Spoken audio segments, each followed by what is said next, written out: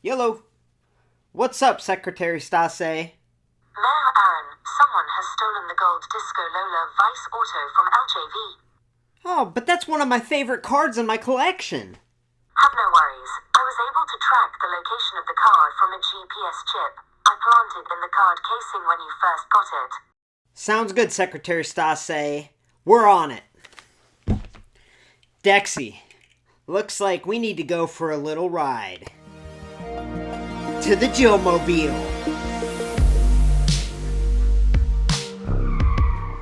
Alright, Dexy. Secretary Stase sent us the GPS coordinate of the missing card. We're gonna find out who took it, we're gonna punish them, and we're gonna get my card back. It's a good thing we have this really fast car to get there quickly. However, I'll be honest, I cannot see anything wearing my sunglasses at night. Dexy, I think we just passed a nightclub. Listen, we have some time to spare. What do you say I throw this baby in a U-turn and we make a little pit stop?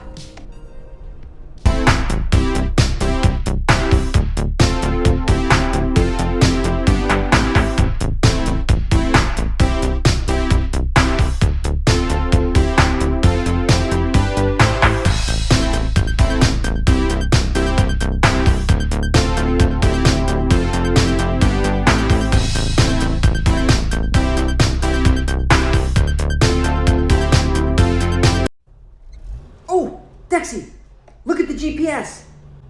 It looks like my card is right around the corner. Now here's the thing. Whoever took this, they might be armed and dangerous. But before we kick down the door or go all guns blazing, we are going to be diplomatic and we are going to handle this as peaceful as possible. I'm going to blow the brains out of whoever took my card. Alright, Dexy, the card's location is right around the corner. Let's get eyes on our suspect and the card.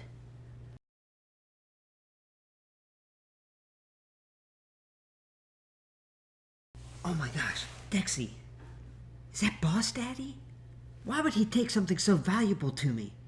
Alright, on the count of 3, we go in. 1, 2, 3. Yeah, surprise, mother trucker.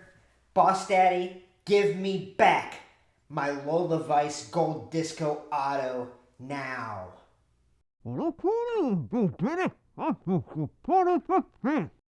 I can't understand you. Dexy, what's he saying?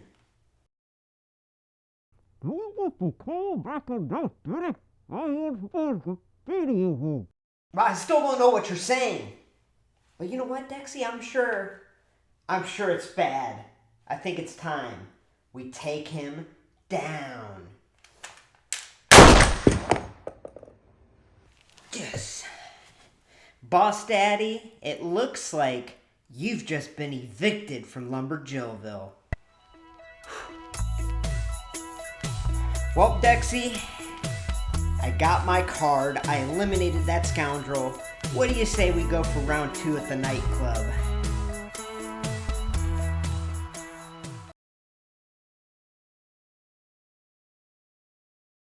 Well, Comer Alexa, what do you think about Dexy and I's pilot to the brand new LumberJillville series, LJV VICE?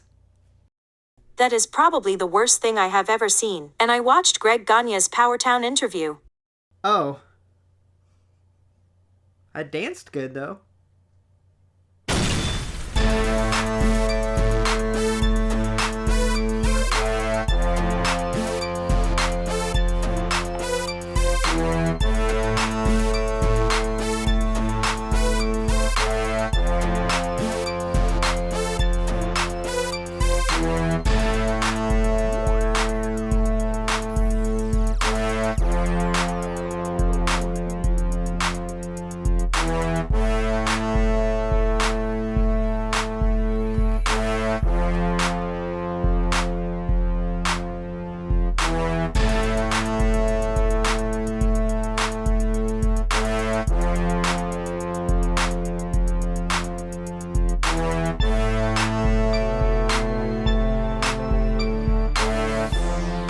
y'all, welcome to LumberJillville. Women's wrestling lives here.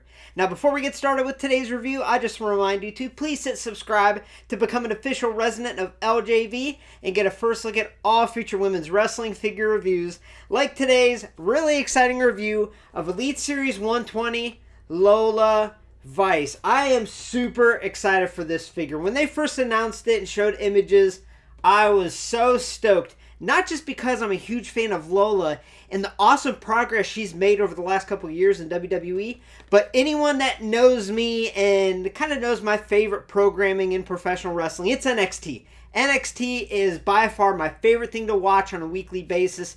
I love NXT, and there's so many amazing, talented women in NXT, and we don't often get figures of those women. So whenever they do release figures of them, I get super excited. You know, I felt the same way about the Roxanne Perez and Cora Jade Elites. And now we have this Lola Vice Elite. So without further ado, let's take a closer look at this figure. Alright, so starting off with the packaging here. Now, I won't go too in detail because I've been covering this Elite style packaging here for a while now in LumberJillville, and I just cannot stand the paper-thin cardboard, the limited window. Not a huge fan, but it's important to note, starting with Elite Series 121 Alba Fire, we have a brand new style packaging, so I'll definitely go in-depth with that. But aesthetically, it looks good. We have an image of the beautiful and stunning and tough Lola Vice there. We have the series number, her name, first time on the line tag, very cool to see. And even though it's a limited window, we do see that we get an extra head, we get extra hands, and she's posed pretty cool in the packaging. We have her name on the side with that first time on the line tag, an image on the side there, and then on the back we have a large image of Lola, and it says, "The gloves are off whenever the Master Strike artist enters the ring to tear apart her opponents with her mixed martial arts arsenal." That was a tongue twister, but I got through it. And then we have a little stat area here. So yeah, very, very cool. Like I said, I'm just really happy to have Lola in the line. So let's take this figure out, take a closer look. WWE Elite Series 120 Lola Vice. This attire is from the 2024 NXT Heatwave Premium Live event, which took place on July 7th from Toronto, Ontario, Canada. And this night, Roxanne Perez defeated Lola to retain the NXT Women's Championship. Some overall first impressions of this figure, I am super impressed. I actually love this figure a lot more having it in hand than images online. I don't think the images online really did it justice, whether it be ringside or elsewhere. Also, the 3D render that they showed off of this figure was super generic. Definitely had a generic body sculpt, and I was not too thrilled with those images, but I'm glad that they called an audible. They gave her some new parts that really do simulate her physique better, and I think it turned out excellent. I think this figure looks beautiful. Now, there are some things I wish were a little better, and we'll get to that in future segments, but overall, my first impressions, I'm pleased. I'm much more happy having this figure in front of me than looking at images online. So yeah, I'm super happy with this figure. Now, she does come with two grasping hands there, and then she comes with two fists, because everyone knows that these fists, they don't lie, okay? Now, we will take a look at her alternate head here in the next segment. Speaking of, let's take a closer look at her face sculpt, face scan, and hair sculpt. So I think the likeness here is pretty dang good. I think it's a very good sculpt and scan of the face here. I love the detail of even the eyelashes here around the eyes. We have the lipstick color there, and we have the white teeth showing. We have that bright, beautiful smile in the sculpt.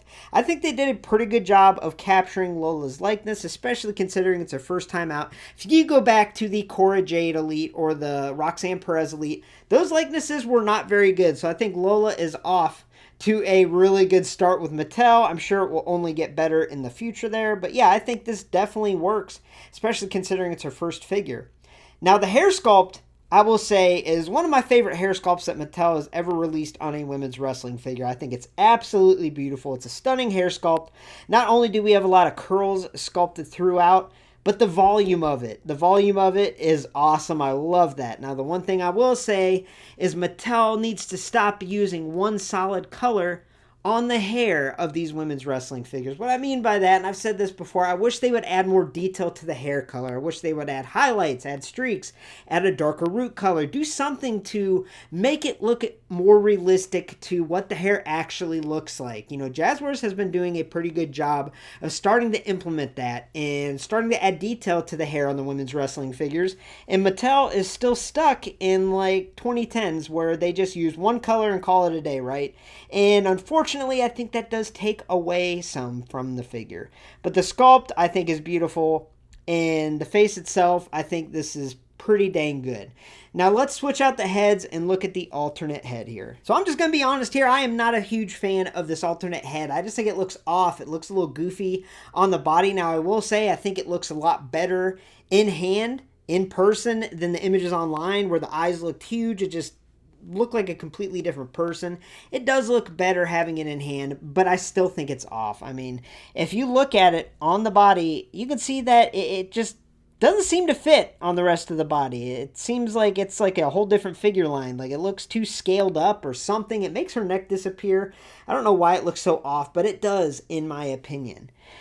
Now, another thing is the hair. I think it's really cool that we got the MMA style Lola Vice with the pulled back braided hair. I think that's cool, but I think the execution here just missed the mark, honestly.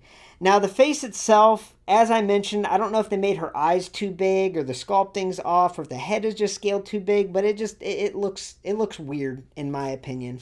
And as far as the hair goes, the sculpting detail is really cool. I love the sculpting of the pulled back braids. I like how we have a little blue and pink in there. We can even see little hearts braided in there. So I think that's cool. But what I don't like is, once again, with the color, okay? It's like a brown chocolate color, but it looks like I painted it. Like there's not a whole lot of professional detail here as far as the hair goes. It's just blotched on. If they wanted it to look realistic, they could have had maybe a little flesh-colored streak in the middle there, on the side, something to make it look pulled back, right? But here, the coloration just doesn't look that great, in all honesty. So I will say that I'm just not a huge fan of how this head looks overall. Maybe it'll grow on me. Let me know in the comments what you think of it, but I just don't see a situation where I display the figure with this head just because it looks too big, right? It looks too scaled up. Something's off there. But the other head I think is pretty excellent. So as far as the body sculpt and attire goes, I think Mattel did an excellent job here. Now, there are some details I wish they would have added. Like, I wish they would have made this base blue color a metallic, sparkly, shiny, something to make it look more realistic to what the attire actually looked like. But it's not a deal breaker for me. I still think this attire looks beautiful. But what really stands out to me is the unique sculpt. I love the body sculpt on this figure, especially because when we first saw the 3D render images, there was just a generic female body sculpt that we saw in so many women's elites in the past, and that's what they were going to use on this Lola. Now, they did call an audible, as I mentioned, and they made some changes, and this figure turned out excellent as far as the sculpt goes. Now, Jazzwares, as I mentioned before, has done an excellent job the last couple years making each female wrestling figure feel unique, feel personalized, having unique sculpted body parts to really replicate that female's physique. And Mattel hasn't really done that too much over the years, but I think they're starting to turn the corner, especially with Elite 117 Rhea Ripley, that Naomi, and here with Lola. I absolutely love the effort that went into this Lola sculpt. And the fact that we got the same new backside sculpt that was on that Naomi, I think is a good choice here for Lola. So yeah, I love that we have some personalization to this Elite. It's not just a generic female body, right? This actually looks like Lola Vice, and I think that's excellent. Also, it's important to note that she is built at 5'4", and this figure is shorter in stature, so I think that works really, really well. So the part choices here, excellent. Now, as far as the attire goes, taking a closer look at that upper body, this top has a lot of sculpting details that you might not realize if you're looking from afar. This pink strap is sculpted on with little silver studs painted on. The top is sculpted. The border has a sculpted ridge there that is black with little silver studs painted around. We have the flames painted on the top there. Moving it to the back, there's some more sculpted detail, like the laces being sculpted, also the straps being sculpted. Her left arm has a sleeve with a black border on top. We have the flames painted on the bottom. Now the bottoms are just painted on, but they are that base blue. As I mentioned, I wish it was metallic, but I still think it looks really good and appealing.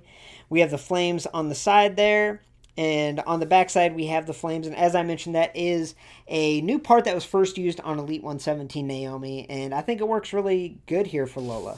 Now, I will say her legs, as far as body part choices, her legs feel a little too thin. I feel like her legs should be a little bigger to replicate her muscular physique a little bit, but you know, I still think they look good. I just think they could be a little better. Now, speaking of those legs, as you can see, or you might not be able to see, but if you turn the leg, you can see that the legs were casted in a blue plastic, and the flesh color was painted on top of that. It's kind of an eyesore. If you twist her leg at all, you can really see that blue plastic stand out. However, I think that the flesh color paint that they use does a good job of matching the rest of the figure, so it's really not that noticeable unless you look really hard.